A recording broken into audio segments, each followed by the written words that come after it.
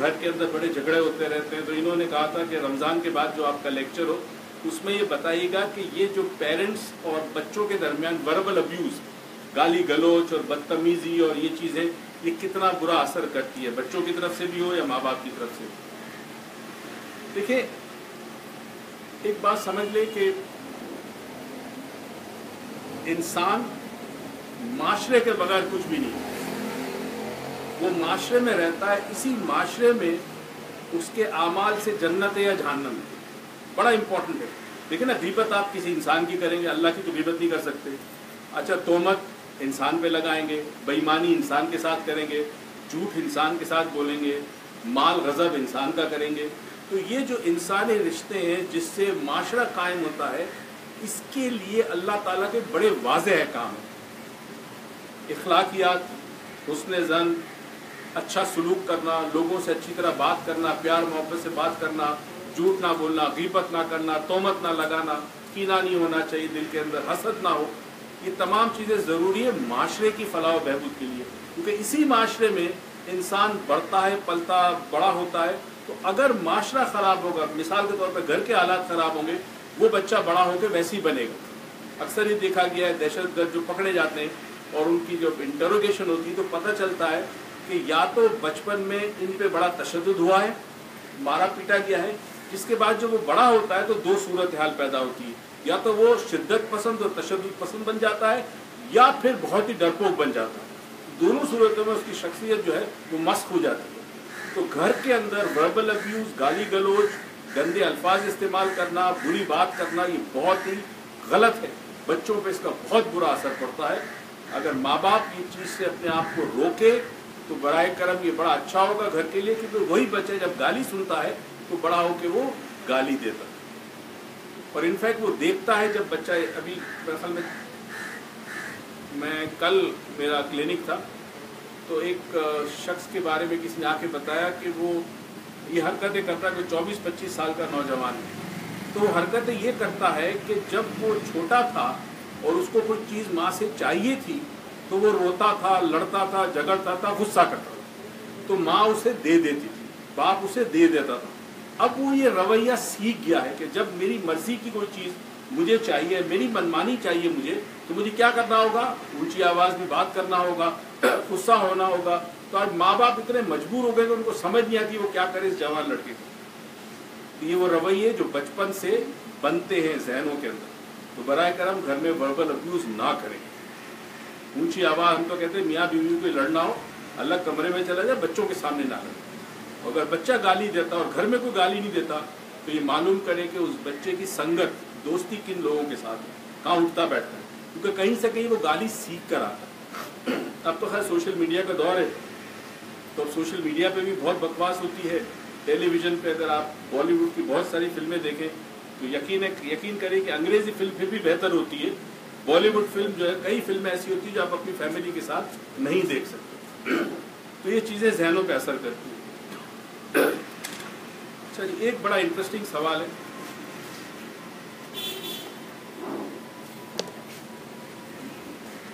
ये नायाब मीर है, ये इस्लामाबाद में रहती है, इसने सवाल फेसबुक पे डाला था, तो मैंने उसको मैसेज किया, मैंने कहा सवाल मुझे ईमेल करो, तफसीली जवाब मैं इसका थर्सडे लेक्चर में दूँगा, क्योंकि फेसबुक पे आप तफसीली जवाब नहीं दे सकते। सवाल बड़ा इंटरेस्टिंग है। सवाल ये है कि if Allah intends a thing, अल्लाह अगर किसी चीज़ के लिए नियत करता है या चाहता है तो वो कहता है कुन फयकून, बी, और वो चीज़ हो जाती है। होली कुरान ये कहता है कि अल्लाह ने आसमान और ज़मीन को 6 दिन में बनाया। तो क्यों 6 दिन में बनाया, मैं उसको ट्रांसलेट कर रहा हूँ, इंग्लिश में लिखा है, क्यों 6 दिन में बनाया, इतनी जल्दी क्यों नहीं बनाया, फौरन क्यों नहीं बनाया। वो कहता कुन फयकून, कायनात बन जाती। इसके लिए थोड़ा सा बैकग्राउंड समझना है। अब ये कायनात की बात है, दुनिया की बात नहीं है। दुनिया तो ना होने के बराबर है इस कायनात में, नजर ही नहीं आती। एक सीजन है कॉस्मोस, मैं पहले भी एक दफा कह चुका हूँ, वो जरूर देखें आप। कॉस्मोस के नाम से आपकी जहनी दुनिया बदल जाएगी। ये कायनात क्या है और क्या क्या इसमें असरार है और क्या क्या इसमें अजाइब है, اور کیا کیا کرامات اللہ کی، کیا کیا معجزے ہیں، آپ سوچ نہیں سکتے. اس کی قدرت کا پتہ چلے گا. تو اس کو پہلے اس طرح سمجھے کہ ہماری زمین جو ہے وہ سورج کے گرد چکر لگاتی ہے، ٹھیک ہے. تو 365 دن میں ایک سال پورا ہوتا ہے. اب ہم جتنے قریب ہیں سورج سے اتنا ہمارا چکر چھوٹا ہوگا. آپ میں سے جن لوگوں نے عمرہ کیا ہو، حج کیا ہو، ایک بات آپ کو پتا ہے کہ جتنے خانہ کعبہ سے قریب ہو گئے اتنی جلدی آپ کے 7 چکر پورے ہو جائیں گے، اور جتنے دور ہوں گے اتنا ٹائم لگے گا. میں نے حج کیا اس وقت حج اکبر تھا، تو آپ سوچ سکتے ہیں کہ کیا رش کا عالم ہوگا.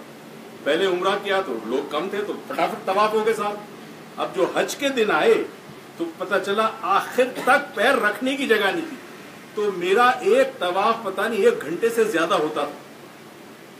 اس کا مطلب ہے کہ جو بھی سینٹر ہوگا اس سے جو چیز قریب ہوگی اور وہ گرد گھومے گی تو اس کو کم وقت لگے گا. بات سمجھ میں آ گئی؟ اسی طرح دوسرے جو پلانٹس ہیں ہمارے جو سورج سے زیادہ دور ہے وہاں پر ایک سال نہ جانے کتنے دن کا ہو. اس کا مطلب ہے کہ ٹائم اور سپیس ریلیٹو ہے.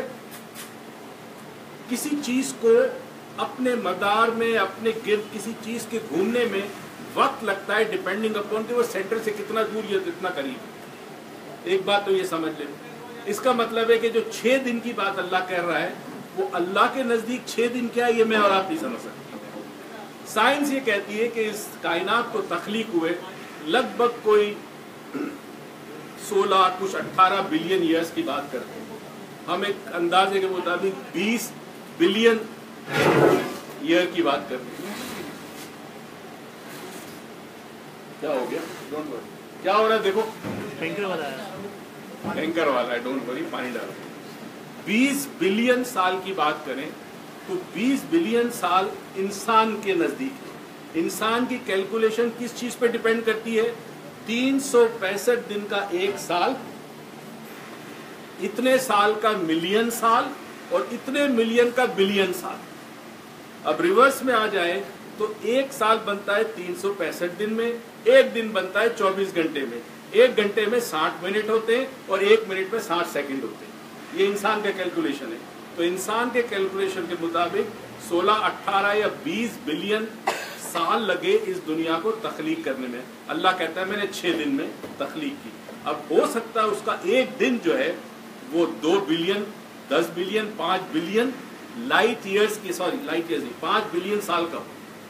اسی طرح جب لائٹ ایئرز کی آپ بات کرتے ہیں تو لائٹ ایئر جو ہے وہ ہمارے سال سے ڈیفرنٹ ہے. لائٹ ایئر سے مراد یہ ہے کہ روشنی کتنی رفتار سے ایک جگہ سے دوسری جگہ پہنچتی ہے.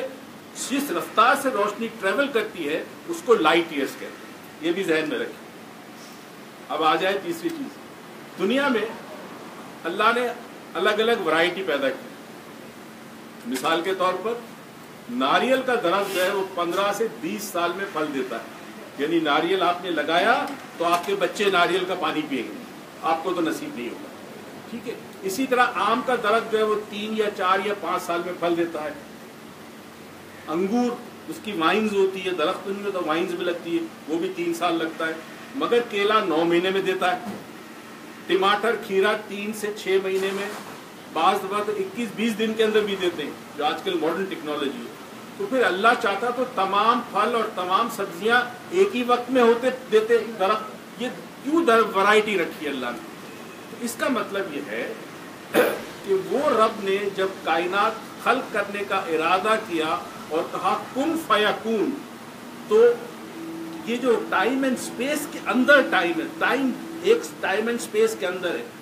ایک وہ وقت ہے جو اللہ کے نزدیک ہے، وہ ٹائم اینڈ سپیس سے باہر ہے، اس لیے وہ کوئی وقت نہیں ہے. تو سمجھانے کے لیے 6 دن کی بات کی اللہ نے. مگر یہ 6 دن دنیاوی لحاظ سے کتنے بلینز آف ایئرز ہیں یہ ہم نہیں کہہ سکتے. اسی طرح جب ہر چیز کا اس نے وقت رکھا ہے کہ اس کی عمر اتنی ہوگی، ایک ساتھ سب کیوں سارے کے سارے بڑھاپے تک کیوں نہیں پہنچتے؟ سارے نہیں پہنچتے. کچھ جوانی میں دنیا سے رخصت ہو جاتے ہیں، کچھ بچپن میں چلے جاتے ہیں، کچھ لڑکپن میں چلے جاتے ہیں. تو سب کو ایک ساتھ نہیں رکھا اللہ نے. تو یہ اس کی قدرت ہے کہ جس قدرت نے اس نے یہ کائنات خلق کی. اب کائنات کو بننے میں کچھ اصول ہوتے ہیں, اس کو کہتے ہیں آفاقی اصول یا آفاقی principle, universal laws, universal principles. اچھا, کوئی چیز بھی جب اللہ خلق کرتا ہے وہ اپنے ہی بنائے ہوئے اصول کے خلاف نہیں کرتا. یاد رکھیں, اللہ تعالیٰ جب کسی چیز کو خلق کرتا ہے یا کسی چیز کا ارادہ کرتا ہے تو وہ جو کائناتی آفاقی اصول اس نے بنائے ہیں اس سے باہر نہیں کرتا, چاہے تو وہ کر سکتا ہے. یہ پہلے اس نے کائناتی اصول بنائے, اس کے بعد کائنات بنی. دیکھیں, آپ ایک گھر بناتے ہیں تو گھر بنانے سے پہلے کیا بناتے ہیں؟ نقشہ بناتے ہیں, اس کے بعد بنیادیں رکھی جاتی ہے, پھر آپ کا پلر ہوتا ہے. اگر نقشہ نہ ہو تو گھر کیسے بنے گا؟ تو اللہ نے پہلے کائنات کا نقشہ بنایا, وہ نقشہ یونیورسل پرنسپلز پہ بیس تھا, آفاقی اصولوں پہ بیس تھا. اس کے بعد کائنات تخلیق میں آئی. تو اب وہ جو اصول ہیں مادے کے, کائنات مادے کی بنی ہے, تمام سیارے, تمام ستارے, تمام پلانٹس, ہر چیز مادے سے بنی ہے, سورج مادے سے بنا ہے. تو اس مادے کو جب اللہ نے تخلیق کیا تو وہ تخلیق کا عمل جو تھا اس پرنسپل کے, اس آفاقی اصول کے اندر تھا. اور وہ میں نے آفاقی اصول بتا دی کہ کیلا 9 مہینے کے بعد پھل دیتا ہے, کیلے کا درخت. ناریل 15 سے 20 سال کے بعد دیتا ہے. کیوں؟ اس کی فطرت ہے اس درخت کی کہ وہ اتنے عرصے کے بعد دے. جب آپ اس فطرت کے خلاف جاتے ہیں تو وہ جو پھل آپ کے لیے صحت کا ضامن ہے, آپ کی بھوک مٹاتا ہے, پیاس مٹاتا ہے, وہ آپ کے لیے نقصان دیتا ہے. جیسے مغرب میں, خاص کر امریکہ میں, عجیب و غریب الرجیز ہے. دنیا کے کسی ملک میں ایسی الرجیز نہیں ہے جو امریکہ کے اندر ہے. یہ یاد رکھیں, امریکہ میں کینسر بہت زیادہ بڑا کامن ہے کینسر. اس کی وجہ یہ کہ جو خوراک وہ استعمال کرتے ہیں وہ جینیٹکلی موڈیفائڈ فوڈ ہوتا ہے. وہاں کا کیلا اتنا بڑا ہوتا ہے اور آپ جائیں تو وہ بالکل فریش ہوتا ہے, کھولیں تو بالکل فریش, مگر وہ کیلا جینیٹکلی موڈیفائڈ ہوتا ہے. تو وہ جب آپ کے جسم میں جاتا ہے تو انسان کے جینز کے اندر اثر کرتا ہے, جینیٹک کوڈ کو چینج کر دیتا ہے. ٹھیک ہے, کیوں؟ فطرت کے خلاف کام کیا. تو اب یہ سمجھ لیں کہ جو پرنسپل اللہ نے بنائے اس پرنسپل کے اندر ہی وہ کائنات خلق ہوئی, اور اس میں ظاہر تھا اللہ کے لیے 6 دن تھے اور ہمارے لیے 20 بلین یا 16 بلین ایئرز یا 17 یا 18 بلین ایئرز. اب نیکسٹ پہ آتے ہیں. سر, اگر انسان کو اللہ علم یا اقتدار عطا کرے تو انسان کو اپنے پر سیلف کنٹرول کیسے رکھنا چاہیے؟ یہ پہلا سوال ہے. اچھا, پہلی تو چیز ہے کہ اقتدار دے, حسن دے, دولت دے, طاقت دے, یہ انسان کے لیے بہت بڑا امتحان. جتنا چیز زیادہ آپ کے پاس ہے اتنا آپ نے اس کا خیال رکھنا ہے کہ اس کا استعمال کیسے ہوتا ہے. بہت پرانا ایک واقعہ ہے, پتہ نہیں کس بادشاہ کے زمانے کا ہے, کسی خلیفہ کے زمانے کا ہے, مجھے یاد نہیں. وہ ایک دربار میں ایک بزرگ بیٹھے تھے, یا تو کوئی امام تھے یا اللہ کے ولی تھے, مجھے نہیں پتا. اور خلیفہ کے دربار میں ایک شخص کو لے کے آئے, زنجیروں سے بندھا ہوا تھا, بڑی سی داڑھی تھی.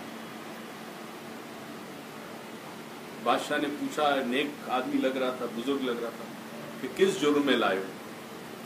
اس نے کہا اس نے چوری کی, نان چرایا, روٹی چرائی دکان میں. تو خلیفہ نے اس سے پوچھا کہ کیا یہ سچ ہے, تم اقرار کرتے ہو اپنے جرم کا؟ اس نے کہا میں نے چرائی ہے روٹی. تو خلیفہ نے حکم دیا کہ اس کا ہاتھ کاٹ دیا جائے. تو وہ جو بزرگ بیٹھے تھے انہوں نے کہا 1 منٹ. بادشاہ نے کہا رکو, اس سے پوچھو اس نے چوری کیوں کی. تو شخص نے بتایا کہ میں کسی اور شہر سے آیا تھا اور کچھ سامان خریدنے آیا تھا تجارت کی. تو راستے میں دیر ہو گئی تو میں نے کہا کہیں جنگل سے نہ مجھے گزرنا پڑے, تو میں ایک جگہ سو گیا. تو میرے پاس جو اشرفی کی تھیلی تھی وہ کسی نے چرا لی. صبح میں شہر میں داخل ہوا, اب ظاہر بھوکا تھا, سمجھ نہیں آئی, تو میں نے کام ڈھونڈنے کی کوشش کی. تو مجھے کام نہیں دیا کسی نے, یہ کہہ کے کہ تم بزرگ آدمی ہو, تم کیا کام کرو گے, محنت مزدوری کیسے کرو گے. اس طرح 3 دن گزر گئے. 3 دن میں نے کھانا نہیں کھایا, میں فاقے سے ہوں 3 دن سے. تو ایک جگہ جا رہا تھا, دکان کے باہر کھڑا تھا, تو وہ نان کی خوشبو آئی روٹی. تازے بن رہے تھے. بس میں بے قرار ہو گیا. اب میں نے وہ ایک اٹھا لیا اور اٹھا لیا تو مجھے پکڑ لیا کیونکہ میں عادی چور نہیں ہوں. تو وہ بزرگ جو بیٹھے تھے انہوں نے کہا کہ خلیفہ ہاتھ اس کے نہیں آپ کے کٹنے چاہیے کیونکہ آپ کے اقتدار میں کوئی شخص 3 رات تک بھوکا کیسے سوئے.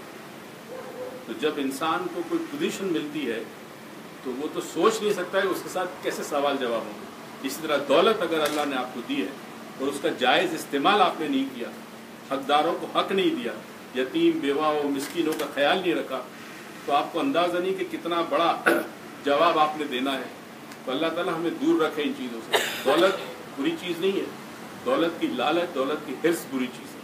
تو اگر دیتا ہے تو اسے استعمال اس طرح کرے کہ جو حق ہے اس کا استعمال کرنے کا, اس طرح استعمال کرے. اسی طرح حسن جو دیا اللہ نے تو غرور نہ ہو, ناز نہ ہو حسن کے اوپر, دوسروں کے ساتھ کمپیئر نہ کریں, کسی کے ساتھ بدتمیزی نہ کریں, کسی کو اپنے سے نیچا نہ سمجھے. تو بہت بڑی ذمہ داری آتی سیلف کنٹرول. اب سیلف کنٹرول آپ سیکھتے کہاں سے؟ آپ سیکھتے گھر سے, اور گھر سے باہر نکلتے تو معاشرہ اسکول میں سیکھتے. اب ہمارے سیلف کنٹرول کی حالت آپ نے دیکھ لی ہوگی. سیلف کنٹرول کی حالت ہم نے دیکھی تھی نا, روڈوں پہ نظر آتی ہے آپ کو. بات بات پہ جھگڑا, بدتمیزی, گالی گلوچ, لحاظ, مروت سب ختم. خوش اخلاقی تو بہت بڑی بات ہے, اخلاقی ختم ہو گیا معاشرے سے. اگر گھروں کے اندر یہ تربیت نہ دی گئی تو بچہ جب بڑا ہوگا سیلف کنٹرول نہیں. سیلف کنٹرول زندگی کے ہر شعبے میں ضروری ہے. اس کی سب سے بڑی مثال آپ کی روزہ ہے. بھوکا رہتے ہیں نا آپ, سیلف کنٹرول ہے نا. تو باقی دنوں میں کیوں نہیں رہ سکتے آپ؟ رہ سکتے. کھانا کم کھائیں, یہ بھی بہت بڑا سیلف کنٹرول ہے. مگر نہیں رہا جاتا, سامنے کھانا آیا, بھوک لگی ہے, کنٹرول سارا گیا. دوسرا سوال انہی خاتون نے, میرے خیال میں خاتون ہی ہے, جی ہاں شیلا نام ہے ان کا. اللہ نے انسان کو بے شمار نعمتیں دی ہیں اور اس میں سے انسان کو لطیف سطح دیا ہے, اس میں قلب کا بھی شمار ہے. تو اس لطیف کو روشن کرنے کا کیا طریقہ ہے؟ اچھا, یہ صوفیاء کرام میں چکراس کو لطائف کہتے ہیں, اور دنیا کے تمام جو روحانی اسکول آف تھاٹس ہیں اس میں اس چیز کو مانا جاتا ہے کہ انسانی جسم کے اندر کچھ مقامات پر انرجی سینٹرز ہیں بہت زیادہ. قدیم زمانے میں اس کو چکر یا چکراس کہا جاتا تھا, صوفیاء کرام اس کو لطیف اور لطائف کہتے ہیں. اب یہ بات ہو رہی ہے قلب والے لطیف کی, یہ والا جو یہاں پر ہے. یوگا میں اس کو انہات چکر کہتے ہیں, اور یہ ڈیفینیٹلی ذکر, اللہ کے ذکر سے یہ قلب جاری ہوتا ہے. قلب جاری ہونے سے مراد ہے کہ یہ جو چکرا ہی ایکٹیو ہو جاتا ہے. اب اس کے بہت سارے طریقے ہیں. پہلی تو بات یہ کہ آپ اپنی زندگی میں چینجز لانے کو تیار ہے کہ نہیں. فار ایگزامپل ہم جب کندلنی کا ورک شاپ کرتے ہیں, جنہوں نے کیا ان کو پتا ہے, اس ورک شاپ میں پہلے دن سے ہی لوگوں کو کچھ نہ کچھ ایکسپیرینس ہونا شروع ہو جاتا ہے, اور تیسرے دن زیادہ ہوتا ہے. کئی دفعہ ایسی چیزیں ہوتی ہیں جو ہم بہت کم 1 منٹ نہیں کر سکتا ذکر, یعنی جسم کے اندر وہ کیفیت پیدا ہوتی ہے کہ 1 منٹ کا ذکر کئی دفعہ ممکن نہیں ہوتا, تو ہمیں بند کرنا پڑتا ہے. اب اس کے لیے شرائط کیا ہے؟ نمک کا استعمال کم ہو, گوشت کا استعمال کم سے کم ہو, غصے پہ قابو رکھیں. اب جب آپ ان چیزوں کے لیے کوشش کرتے ہیں چکراس کو ایکٹیویٹ کرنے کے لیے, تو پھر زندگی کے اندر تبدیلی ضروری ہے. اب وہ تبدیلی کون کرے گا؟ لائف سٹائل کو چینج کرنا بڑا مشکل ہے. ہم سارے کے سارے لوگ سٹیٹس کو پسند کرتے ہیں, یعنی جس حال میں بڑے خوش ہیں. کچھ لوگ سٹیٹس کو چینج کرتے ہیں, چیلنج کرتے ہیں. تو پہلی شرط اس قلب کے چکرا کو, لطیف کو جاری کرنے کے لیے پہلی شرط یہ ہے کہ انسان اپنے نفس کے خلاف کام کرے. اگر نفس کہتا ہے کہ نیند آ رہی ہے تو کہنا میں نہیں سو رہا. بڑا مشکل کام ہے. نفس کے خلاف کام کرے. کسی کو گالی دینے کا جی چاہ رہا ہے, اپنی زبان روکے. کسی کا ہاتھ اٹھانے کا جی چاہ رہا ہے, اپنی زبان روکے. بدتمیزی کا جواب خوش اخلاقی سے دے, یہ نفس کے خلاف کام ہے. اور پھر مراقبے ہیں, بہت سارے مراقبے ہیں, میڈیٹیشن ہے جس سے یہ قلب جاری ہوگا, مگر اس کے لیے استاد کی رہنمائی بڑی ضروری ہے. वरना बड़े मसाइल होते हैं। जो कुंडलनी का हम वर्कशॉप करते हैं, ये वाहिद वर्कशॉप है जिसके तमाम लोगों से मेरा राब्ता रहता है ग्रुप में, क्योंकि जिसको ज़रा प्रॉब्लम हो फ़ौरन मैसेज आता है। इनको भी पता है, ये भी गाइड करते हैं, ताबिश साहब भी गाइड करते हैं, और सीनियर हमारे ताबिश तो एक्टिव हैं, बाकी सारे सीनियर्स एक्टिव नहीं है, मगर गाइड करते हैं। जहाँ किसी को प्रॉब्लम आता है फ़ौरन गाइड करते हैं तो भाई ये कर दो, ये छोड़ दो, ये कर दो, जिस्म में करंट दौड़ता है, गर्मी शदीद लगती है, वगैरह वगैरह चीज़ें होती हैं। ये सारा जो साइंटिफिकली बेस के ऊपर जो केस है वो सारा का सारा आसाब यानी नर्वस सिस्टम और एनर्जी से ताल्लुक़ है, क्योंकि हमारे जिस्म में एनर्जी, हम एनर्जी से बने हुए। तो ये एनर्जी जब ऊपर नीचे होती है तो फिर ज़िंदगी के अंदर कुछ मसाइल होते हैं। तो रहनुमाई बड़ी ज़रूरी है, वरना प्रॉब्लम हो जाता है। बगैर उस्ताद के कभी कोशिश मत करो। अच्छा जी, ये बड़ा चुभता हुआ सवाल है, चुभता हुआ। सलाम गुरुजी, वालेकुम अस्सलाम। मैंने आपके बहुत सारे लेक्चर सुने। एक लेक्चर में आपने एग्जाम्पल दिया था स्टीफन हॉकिंग का। आपको पता है बड़ा मशहूर साइंसदान है जो पैरालाइज्ड है पूरा का पूरा, है ना बोल सकता है, ना बात कर सकता है, बट अपने ब्रेन को इस्तेमाल करता है, और दुनिया का बहुत मशहूर साइंटिस्ट बना, जिसने बिग बैंग की थ्योरी निकाली थी। मगर वो ये कहता है कि खुदा का कोई वजूद नहीं है और मरने के बाद कोई जिंदगी नहीं है। ये वो कहता है कि खुदा का कोई वजूद नहीं है और मरने के बाद कोई जिंदगी नहीं है। प्लीज इस मसले को जुमेरात के लेक्चर में डिस्कस करें।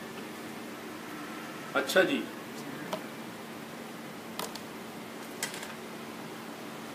आज एक बात आपको बता दूं, जिंदगी भर इसको पल्लू से बांध के रखना। अकल का ताल्लुक दिमाग से है, अकल का ताल्लुक दिमाग से ना। हम कहते हैं ना आईक्यू, इसका आईक्यू बहुत हाई है, इसका आईक्यू बहुत, अकल का ताल्लुक दिमाग से। अकल नाकिस है, अकल नाकिस है, याद रखिए। स्टीफन हॉकिंग कितना ही बड़ा साइंसदान क्यों ना हो, अकल नाकिस इसलिए है कि अकल से हासिल किया हुआ इल्म नाकिस है, मुकम्मल नहीं। कैसे? देखिए, अकल किस चीज पे काम करती है? मालूमात पर करती है ना अकल। आपको अगर मैं 4 आवाजें सुनाऊं और कहूं इसमें चिड़िया की आवाज कौन सी है, शेर की कौन सी है, तो आप पहचान जाएंगे कि शेर की धार है, ये चहचहाने की आवाज है चिड़िया की, ये तोता बोल रहा है। कैसे आपने पहचाना? क्योंकि ये 4 आवाजें जब आपकी समात में गई तो आपके ब्रेन ने जो उसके पास इंफॉर्मेशन थी, अकल, उस इंफॉर्मेशन की बेसिस पे अकल ने फैसला किया कि ये चहचहाने की आवाज चिड़िया की है, ये धारने की आवाज शेर की है, तोता इस तरह बात कर रहा है, और मियाऊ की आवाज बिल्ली की है। अकल ने फैसला किया ना। अब मसला ये है कि इस हद तक तो अकल काम करती है कि आप चेहरे पहचान लेते हो, आवाजें पहचान लेते हो, लिखाई पहचान सकते हो, गाड़ी चला सकते हो, मोटरसाइकिल चला सकते हो, हवाई जहाज चला सकते हो। इस हद तक अकल काम करती है, मगर अकल मुकम्मल नहीं है, क्योंकि अकल को जो मालूमात फराहम करने के लिए हवा से खमसा है, 5 हवास आपके हैं, आँख देखती है, कान सुनते हैं, हाथ छूते हैं, जबान चखती है, नाक सूंघती है, ये पांचों के पांचों फॉल्टी हैं, नुक्स है इसमें। क्यों? कितनी दूर तक आँख देखती है? एक दुनिया है जो इतनी दूर है कि आपकी आंख नहीं देख सकती, और एक दुनिया है जो इतनी करीब और इतनी छोटी है कि आपकी आंख नहीं देख सकती। तो इसका मतलब आपकी आंख हर कुछ चीज नहीं देख सकती ना। जब सब कुछ नहीं देख सकती तो वो जो मालूमात दे रही है अकल को, वो भी नाकिस है, नामुकम्मल है। तो नामुकम्मल से मुकम्मल कभी नहीं हो सकता। तो अकल मुकम्मल नहीं है। इसी तरह आप छूते हो तो आपको ये तो पता है कि ये खुरदुरा चीज है या ये सॉफ्ट है, नरम चीज है, मगर आप छूने के साथ नहीं बता सकते कि ये मेरा बेटा है या मेरी माँ है अपनी, जब तक आपकी आंख ना साथ दे। आपको पहचान आंख से होती है। इसी तरह हर आवाज जो आप सुनते हो, उस आवाज को आप मुकम्मल नहीं सुन सकते। 20 dBs से ऊपर और 20,000 dBs के अंदर ये आवाज इंसानी कान सुन सकता है, बाकी आवाज नहीं सुन सकते। मसलन आपने देखा होगा एक गैजेट आता है, यहाँ पे भी लगा होगा, ये नहीं दूसरा है, जिसमें खास किस्म की अल्ट्रा फ्रीक्वेंसी एक साउंड होता है। वो साउंड से मच्छर, मक्खी ये सब भाग जाते हैं, इंसानी आवाज नहीं सुन सकते। اس طرح ایک ساؤنڈ ہوتا ہے جو خالی کتا سن سکتا ہے, انسان نہیں سن سکتا. اس کا مطلب آپ کے کان بھی مکمل سن نہیں سکتے. تو جب آپ کے پانچوں حواس مکمل معلومات نہیں دے سکتے تو اس ناقص معلومات پر یا کم معلومات پر عقلی فیصلہ صحیح نہیں ہو سکتا. تو اسٹیفن ہاکنگ نے جب یہ بگ بینگ کی تھیوری دی اور کائنات کے بارے میں جو بتا رہا ہے وہ اس کی عقل کی حد تک ہے. جو معلومات اس کے پاس ہے, جو اس نے پڑھا ہے, اس کی بیسس پہ وہ فیصلہ کرتا ہے کہ اس طرح ایک زوردار دھماکہ ہوا اور کائنات وجود میں آنا شروع ہوئی. مگر جہاں عقل کو چھوڑنا پڑتا ہے وہاں سے اللہ کی ذات اور اس کی وحدانیت اور اس کے وجود کا اقرار شروع ہوتا ہے. عقل سے نہیں پہچانا جا سکتا, عقل سے اس کی قدرت پہچانی جا سکتی ہے. مگر اسی لیے جب آپ کلمہ پڑھتے ہیں تو آپ ایمان لاتے ہیں غیب پر. اللہ نظر نہیں آتا, آپ ایمان لاتے ہو. نہیں نظر آتا مگر موجود ہے. کتابیں آپ کے سامنے نہیں اتری, آپ کے سامنے ایک کتاب ہے, آپ کو کہہ دیا یہ قرآن پاک ہے, آپ نے ایمان لیا, یقین لیا اللہ کی کتاب ہے. اور بھی کتابیں اتری, تمام کتابوں پہ ایمان لائے. فرشتے نظر نہیں آتے مگر آپ کہتے ہیں میرا ایمان ہے کہ فرشتے موجود ہیں. آخرت آپ کے سامنے برپا نہیں ہوئی ابھی تک مگر آپ ایمان ہے کہ ایک روز محشر ہے, آخرت ہے اور سب کو حساب کتاب دینا ہے. یہ تمام چیزیں غیب کی ہے, انسان کی عقل میں نہیں آ سکتی. مگر کچھ لوگ ایمان لاتے ہیں اللہ تعالیٰ کے وجود کی نشانیاں دیکھ کر اور وہ کہتے ہیں نہیں یہ ہے, کوئی ریزن ہے, یہ کیسے ہو سکتا ہے کہ یہ اس طرح اور یہ اس طرح ہو. تو وہ پھر قدرت کو دیکھ کر ایمان لاتے کہ کوئی نہ کوئی خالق تو ہوگا. آپ سوچیں پہلا زندگی جو وجود میں آئی ہے دنیا میں وہ ایک سیل سے آئی ہے, ایک سیل سے. چلے اس کو چھوڑے.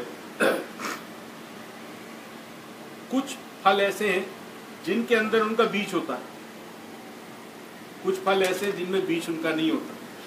ناریل میں کوئی بیج نہیں ہے, انجیر کے اندر بیج ہے اس کا, دانے اس کے, بہت سارے پھل ہیں جس کے اندر اس کا بیج موجود ہے. اب یہ جو بیج ہے یا نہیں ہے اس کے پیچھے اللہ کی بہت بڑی حکمت ہے. تو اب جب ہم بات یہ کرتے ہیں کہ اللہ کا وجود ڈھونڈو تو اس کی نشانیاں, قدرت کیسے ہو سکتا ہے کہ اتنا سمندر کا پانی آیا کہاں سے, اتنا نمک کہاں سے آیا اس پانی کے اندر. اچھا نمک کی وجہ ہے, نمک نہ ہوتا تو سمندر کا کام نہ ہوتا جس مقصد کے لیے سمندر رکھا ہے. پھر یہ اتنی تیز دھوپ, بھائی اس لیے دھوپ ہے کہ یہ پانی اٹھتا ہے آسمان. آپ دیکھیے قطرہ پانی ہاتھ میں لے کے چھوڑے وہ زمین کی طرف آئے گا گریوٹی کی وجہ سے. مگر پتہ نہیں کتنے کروڑ ٹن پانی زمین سے آسمان کی طرف اٹھتا ہے, بادل بنتے پھر نیچے آتا ہے. تو یہ نشانیاں ہیں جو انسان غور و فکر کرتا ہے تو کئی لوگ پھر اللہ کے وجود کا اقرار کرتے ہیں ان نشانیوں کو دیکھ کر, مگر ہر کوئی نہیں کرتا. کئی سائنسدان ایسے ہیں جو اللہ کی وحدانیت پر, اللہ کے وجود پر, توحید پر ایمان لاتے ہیں, رکھتے ہیں. کچھ نہیں رکھتے. کیوں نہیں رکھتے؟ عقل کی لیمیٹیشن. عقل آپ کو آخر نہیں پہنچا. ہمارے یوگ سوترز میں آئی وش شروع کروں کبھی پڑھانا, اس میں بڑا اس کا ذکر ہے کہ عقل آپ کو لے جاتی ہے ایک منزل تک. آپ نے سیکھا, علم حاصل کیا, پڑھا, غور و فکر کیا, ایک نتیجے میں پہنچے. اب اس کے بعد عقل کو چھوڑ دینا پڑتا کیونکہ آگے کا راستہ عقل سے نہیں ہوتا. آگے کا راستہ عقل سے نہیں ہوتا. ہوا نظر نہیں آتی, اس کا وجود ہے. عقل سے ڈھونڈو گے تو نہیں ملے گا. محسوس کرنے سے ہوگا, سوچنے سے ہوگا, غور و فکر کرنے سے ہوگا. مگر اس کے بعد ایک وقت آتا ہے جب آپ نے عقل کو چھوڑ دیا. فار ایگزامپل محبت, کتنی عقل کے گھوڑے دوڑاؤ آپ, محبت کو سمجھ نہیں سکتے جب تک محبت کو ایکسپیرینس نہ کریں. تو ایکسپیرینس کرنے کے لیے عقل کا ساتھ چھوڑنا پڑتا ہے. وہ ایک سترا ہے نا کہ پھر then the seer abides in itself, کہ ایک موم بتی ہے اور اس کی لو ہے اور آہستہ آہستہ آپ لو بن جاتے, آپ غائب ہو جاتے. فنا فی اللہ جو لیول ہے صوفیزم, فنا ایک ہو گئے, one with the universe, one with God, اللہ کی ذات میں ضم ہو گئے. تو یہ اسٹیج عقل سے نہیں آ سکتی, یہ پھر ایکسپیرینشل ہے. یہاں عقل کو چھوڑ دینا پڑتا ہے. اچھا جی، کتنے ٹائم رہ گیا بھیا سلیم صاحب؟ 8-15 منٹ. اچھا جی، یہ ایک ہو گیا. آج بہت سارے سوال نپٹا دیے. اچھا جی، السلام علیکم. ڈاکٹر معیز اور روح صاحبہ کو گزشتہ دلی عید مبارک، خیر مبارک. میرا سوال یہ ہے کہ برداشت اور صبر میں کیا فرق ہے؟ کیا بات ہے! کیا صبر اللہ پاک کے لیے کرتے اور برداشت بندے کے لیے ہوتا ہے؟ اور آپ سے گزارش ہے کہ آخر میں انہیل اور ایکسیل کا صحیح طریقہ بتا دیں یا میں ڈیمو کر کے دکھا دیجیے. برداشت اور صبر،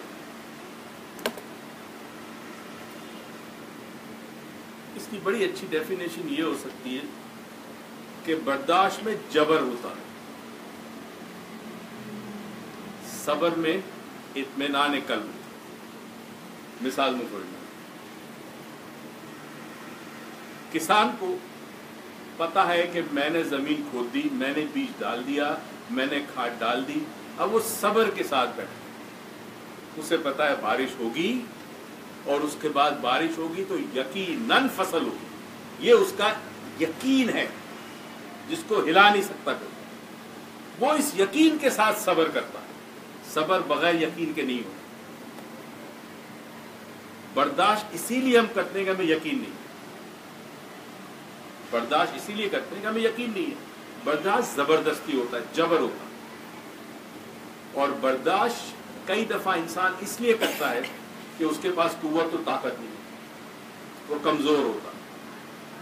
صبر اللہ کے لیے کرتا ہے. انسان کے پاس اختیار ہے، بدلہ لے سکتا ہے، اینٹ کا جواب پتھر سے دے سکتا ہے، مگر وہ کہتا ہے اللہ تو فیصلہ کر. یہ یقین کی بڑی ہائی لیول منزل ہے. ہر کوئی صبر نہیں کر سکتا. کہنا بڑا آسان ہے، صبر نہیں کرتا. رمضان میں دیکھا نا، برداشت ہی برداشت ہے، صبر تو نہیں کرتا. بہت کم لوگوں نے صبر کیا ہوگا، باقی تو برداشت کیا ہوگا. اس دفعہ جو گرمی تھی، اس گرمی میں جنہوں نے روزے رکھے ایمان کے ساتھ، استقامت کے ساتھ، اللہ ان کو اجر دے. بڑی زبردست گرمی. یہ صبر کچھ اور ہوتا ہے.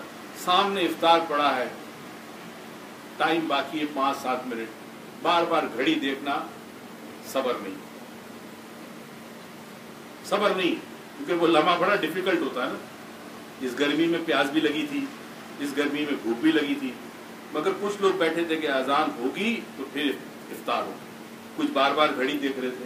اچھا دیکھو تو صحیح، وہ کسی نے کہا نا کہ وہ ایک پٹھان نے پہلی دفعہ روزہ رکھا، اب دوپہر کو روزہ کھا لگا اس کو. اس نے فون کیا مولوی صاحب کو. مولوی صاحب نے کہا بچہ بتاؤ کیا بات، آپ سے گزارش ہے. کہ بتاؤ کیا کر سکتا ہوں. کہنا اذان دے دو. یہ جوک ہے. پٹھان ایسے نہیں، پٹھان بڑے زبردست روزہ رکھنے والے، یہ روزہ نہیں چھوڑتے. تو یہ دونوں میں فرق ہے. صبر آسان نہیں. شہادت امام حسین علیہ السلام اور واقعہ کربلا صبر کی سب سے بڑی مثال ہے تاریخ. اس سے بڑی مثال کائنات میں نہ کبھی تھی نہ کبھی. اس صبر کی مثال نواسہ رسول ہے نا، جو چاہتے کر سکتے تھے. کیا ان کے لیے پانی مشکل تھا؟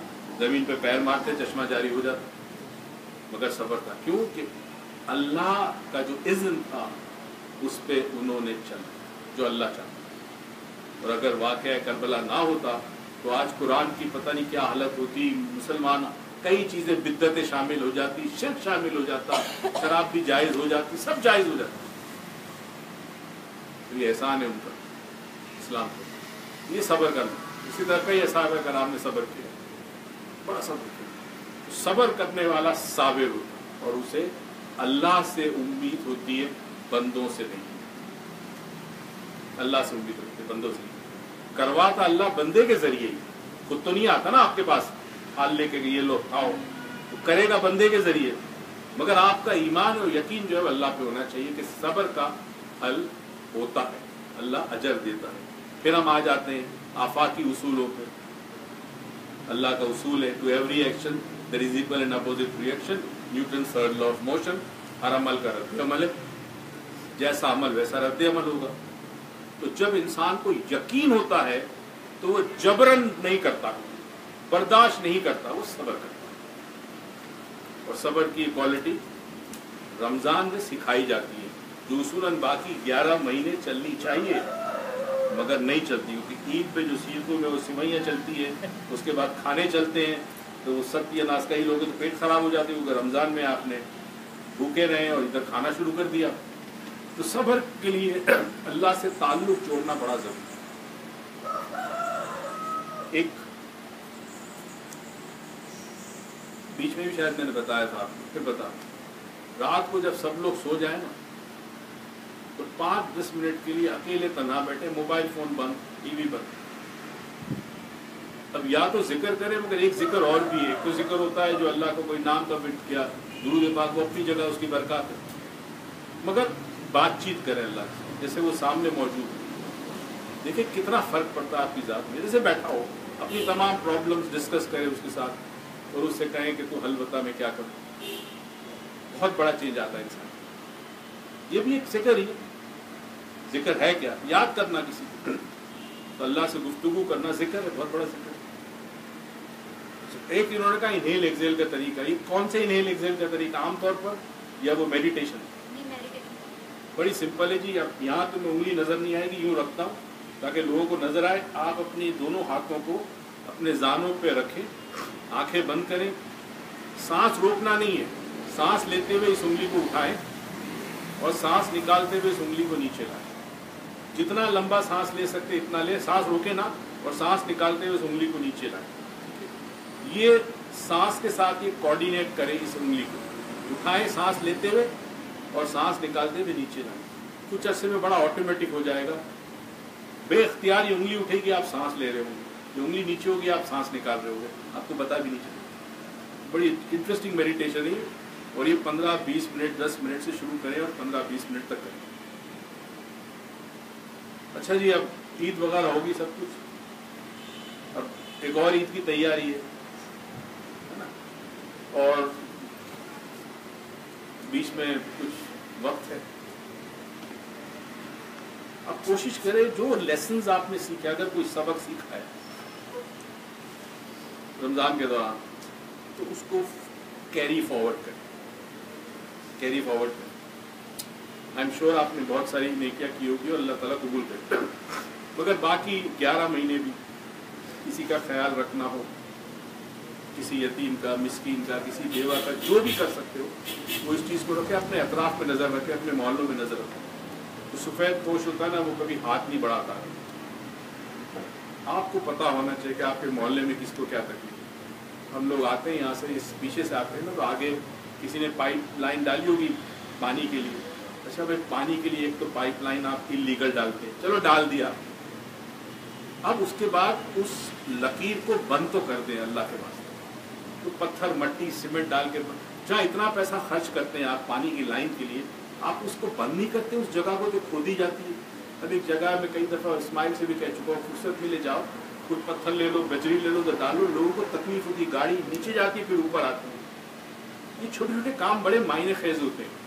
اس کا مطلب ہے آپ کیئر کرتے ہیں، آپ اس معاشرے کا حصہ ہیں. چھوٹی چھوٹی چیزیں میں کئی دفعہ کہہ چکا ہوں. میں جب چھوٹا تھا، جب نئی نئی موٹر سائیکل والد نے دلائی تھی، فرسٹ ایئر میٹرک میں تھا، تو میں راستے میں جب جاتا تھا تو راستے میں کہیں مجھے ڈیزل، اس زمانے میں ڈیزل بڑا نظر آتا تھا، ٹرکوں سے گرا ہوا، لیک ہوتے تھے ٹینک سے. تو میں رک کے مٹی اٹھا کر میں اس ڈیزل پہ ڈالتا تھا، اور مجھے دیکھا دیکھی لوگ اور بھی جمع ہو کے یہ کام کرتے تھے. اچھا، اس دور میں پیدل بھی چلا جاتا تھا، موٹر سائیکل رکھی باہر اور پھر پیدل کالج گئے. آج تو آپ کو ضرورت نہیں، آپ کا اپنا ملک ہے، سارے روڈ فٹ پاتھ آپ کے، آپ جہاں گاڑی پارک کریں. آپ کے باپ کا ملک ہے، کوئی بولنے والا نہیں آپ کو نا. تو پہلے تو تمیز سے دور کھڑی کرتے تھے. تو راستے میں مجھے یاد ہے چلتے ہوئے کہیں کیلے کا چھلکا، اکثر کیلے کے چھلکے نظر آتے اور مالٹے یا سنترے چھلکے نظر آتے. میں اٹھا کے اس کو سائڈ پہ کرتا ہوں، کوئی پھسل نہ جائے. اچھا، یہ تربیت میری ماں نے دی تھی، میرے والد نے دی تھی، میرے گھر میں تربیت تھی. تو میں اس طرح گرو کیا میں. اب آپ اکثر ہم پیدل نہیں چلتے، گاڑیوں میں جاتے ہیں، موٹر سائیکل پہ جاتے ہیں، تو ہم رک بھی نہیں پاتے. مگر بتانا یہ تھا کہ آپ نے اپنے اطراف میں جو آپ کا محلہ ہے، آپ کے گھر سے لے کر محلے تک دھیان رکھے کہ کہیں پر آپ کی ذات سے کسی کو فائدہ پہنچ سکے، کسی کا بھلا ہو سکے، وہ ضرور کیجیے. کئی ہم ایسی فیملیز کو جانتے ہیں، امیر لوگ ہیں، کہ وہ اپنے گھر میں جو آیا یا جو ہیلپرز ہوتے ہیں جن کو آپ ملازم کہتے ہیں، ان کے بچوں کی تعلیم کے پیسے دیتے ہیں، ان کو قرآن پڑھاتے ہیں، یا ایسی آیا ہے اس کو باقاعدہ تعلیم دی جاتی ہے۔ اب جس حد تک آپ کر سکیں، جو آپ کی بساط میں ہے، جو آپ کے اختیار میں ہے، اس حد تک ضرور کریں۔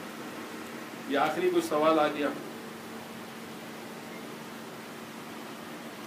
اچھا، اگر ایم آر آئی کے بعد آپ کو لگتا ہے کہ ریکی کی ایبلٹی ختم ہو گئی تو آپ ری ایپوائنٹمنٹ کر دیں گے۔ ڈپینڈ کرتا ہے، ایم آر آئی کے بعد نارملی ہوتا نہیں ہے، مگر اگر لگتا ہے تو ٹھیک ہے، نہیں تو اگر چل رہی ہے ریکی تو بالکل ٹھیک ہے۔ ریکی کی طاقت آپ کے پاس ایک دفعہ آ گئی، ہمیشہ کے لیے آئے گی۔ تو بس امید کرتا ہوں دعاؤں میں یاد رکھا ہوگا، میں نے سب کے لیے دعا کی ہے، ماضی میں جو میرے پاس تھے ان کے لیے دعا کرتا رہا ہوں، جو حال میں ہیں آپ لوگ ان کے لیے، اور جو مستقبل میں میرے پاس آئیں گے اور سیکھیں گے ایڈوانس میں ان کے لیے دعا کی، کیونکہ اللہ تو جانتا ہے کہ کون آئے گا، تو وہ دعا ان تک پہنچے۔ آباد رہے، شاد رہے، پروردگار آپ کو زندگی میں بہت ساری خوشیاں دے، توفیق دے کہ خوشیاں دوسروں میں بانٹے۔ پاکستان پائیں گے۔